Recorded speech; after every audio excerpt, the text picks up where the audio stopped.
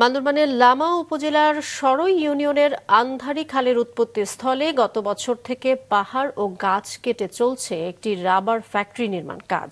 এতে পানির সংকটে পড়ার আশঙ্কা করছেন স্থানীয় বাসিন্দারা। কৌশিক দাসের তথ্য ছবিতে ডেস্ক রিপোর্ট। লামা উপজেলার দুর্গম সরই ইউনিয়নে পানির একমাত্র উৎস আন্ধারি খাল। এই খালের উৎপত্তি স্থলে গাছ ও পাহাড় কেটে গত বছর থেকে কারখানা তৈরির কার্যক্রম চালাচ্ছে লামা রাবার ইন্ডাস্ট্রিজ লিমিটেড নামে একটি রাবার কোম্পানি। এখানে গাছ গুটি সব কাটিয়ে মোটামুটি সব পরিষ্কার হয়ে গেছে, করে গেছে। এখন আমরা খাওয়ার পানিটা পাচ্ছি না।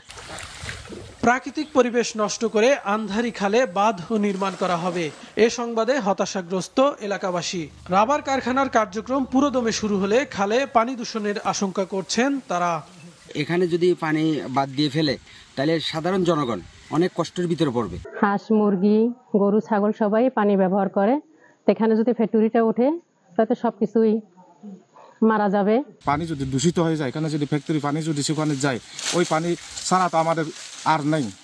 সরা পানি ছাড়া ব্যবহার করার মতো আমাদের আর কোনো নেই, বিকল্প নাই। তো আমরা যাব কোথায়?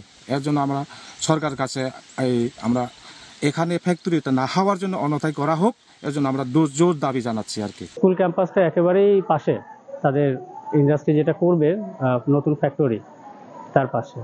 তো সেখানে যদি ফ্যাক্টরি করা হয়, রাবারের কষের যে দুর্গন্ধ এবং প্রসেসিংয়ের যে পরিবেশের ক্ষতি, এটা আমাদের বাচ্চাদের শারীরিক এবং মানসিক ক্ষতি হবে বলে আমরা মনে করছি। এ বিষয়ে জানতে চাইলে লামা রাবার ইন্ডাস্ট্রিজের পক্ষে কেউ কথা বলতে রাজি হননি। এদিকে ঘটনাস্থল পরিদর্শন করে ব্যবস্থা নেওয়ার আশ্বাস দিয়েছেন পরিবেশ অধিদপ্তরের সংশ্লিষ্ট কর্মকর্তা।